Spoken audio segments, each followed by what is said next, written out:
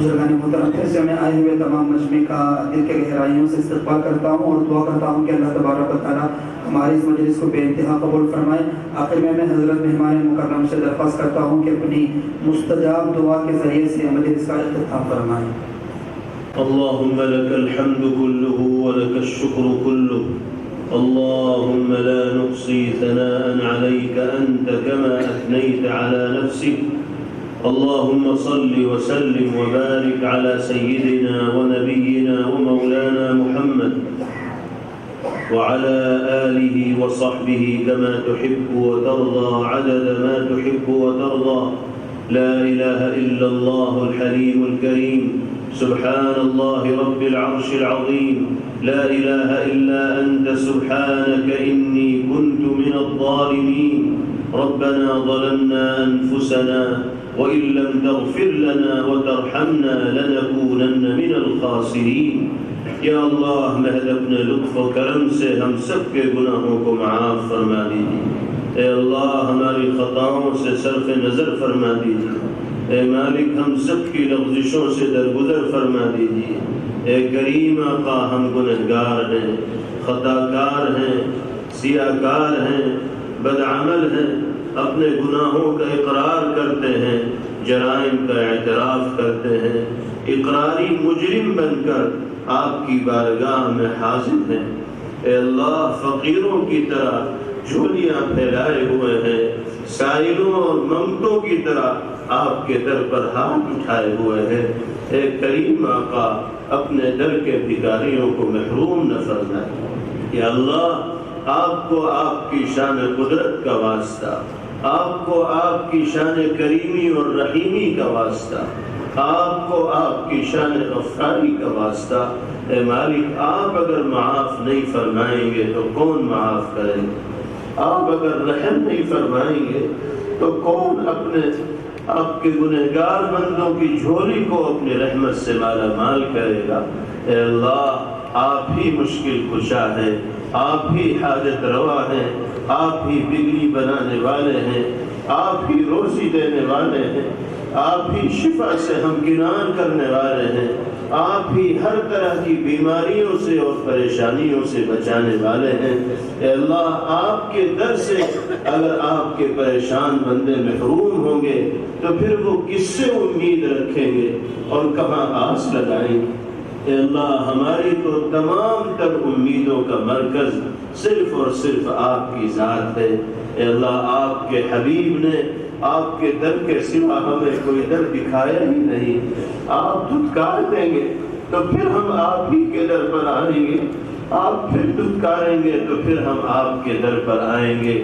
کبھی تو آپ کی رحمت جوش میں آئے گی اور ہم جیسے گنہگاروں کے لیے مغفرت، بخشش اور عفو درگزر کے پروانے جاری ہوں گے۔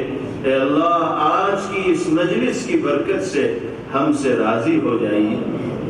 آپ کے حبیب کی محبت میں اس مجلس کا انعقاد ہوا، یا اللہ آپ کے حبیب کی جامع سیرت سے دنیا کو واقف کرانے کے لیے ان سلسلے وار پروگراموں کا انعقاد ہوا۔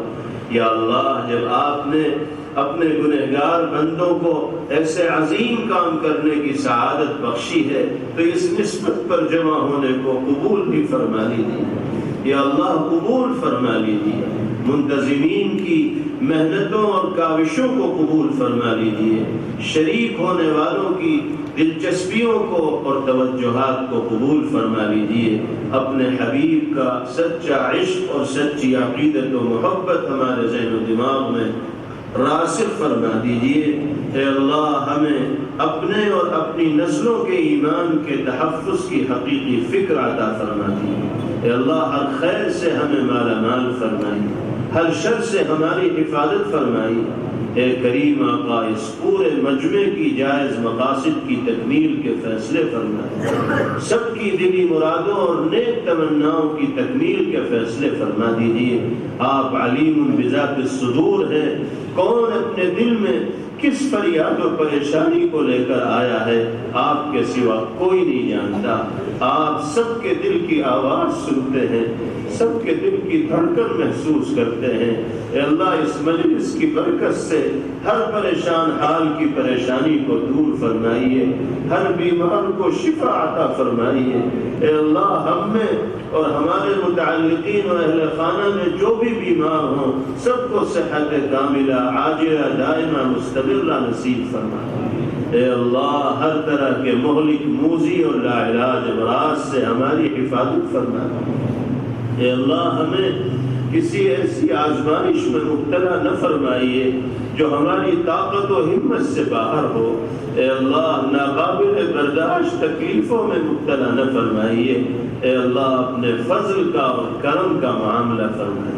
ہمارے مرحومین کی مغفرت کے فیصلے فرما دیجیے. اے اللہ ہمارے مرحومین کی مغفرت کے فیصلے فرما دیجیے. ہم سب کا خاتمہ ایمان پر فرمائیے. عزت کی زندگی عطا فرمائیے, عزت کی موت نصیب فرمائیے, شہادت کی موت نصیب فرمائیے. یا اللہ ذوق شہادت اور جذبہ شہادت سے ہم سب کو سرشار فرما دیجیے. حسن خاتمے کی دولت سے مالا مال فرما دیجیے. اے اللہ سوء خاتمے سے اور بری موت سے ہم سب کی حفاظت فرما دیجیے. ناگہانی حوادث و آفات اور مصائب سے ہم سب کی حفاظت فرمائے. ہمارے گھروں میں دینی ماحول پیدا فرمائی.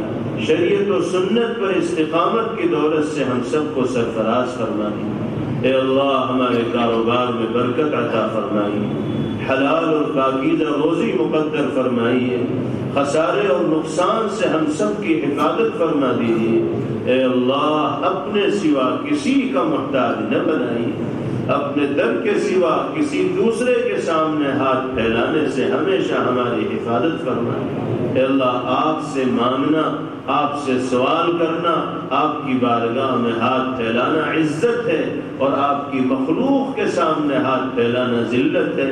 اے اللہ اس ذلت سے مرتے دم تک ہم سب کو محفوظ فرمائے. یا اللہ ہم سب کو ہر طرح کی خیرات و برکات سے سرفراز فرما دیجیے. اے مالک ہم نے جو مانگا وہ بھی عطا فرمائیے, اور جو مانگنے سے رہ گیا آپ مناسب سمجھتے ہیں اس کا بھی ہمارے حق میں فیصلہ فرما دیجیے. ہماری دعاؤں کو اپنے حبیب پاک صلی اللہ تعالی علیہ وسلم سے محبت کے صدقے اور طفیل میں قبول فرما لیجیے. اللہم ربنا آتنا فی الدنیا حسنہ وفی الآخرة حسنہ وقنا عذاب النار. وصلى الله وسلم وبارك عليه وعلى آله وصحبه أجمعين برحمتك يا أرحم الراحمين والحمد لله رب العالمين.